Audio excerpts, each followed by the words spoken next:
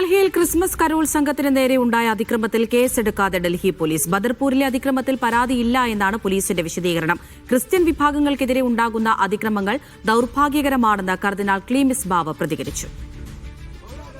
രാജ്യത്ത് ക്രിസ്ത്യൻ വിഭാഗങ്ങൾക്കെതിരെ വർദ്ധിച്ചുവരുന്ന അതിക്രമങ്ങളിൽ കേന്ദ്ര ആഭ്യന്തരമന്ത്രിയെ ആശങ്ക അറിയിച്ചിരിക്കുകയാണ് CBCI.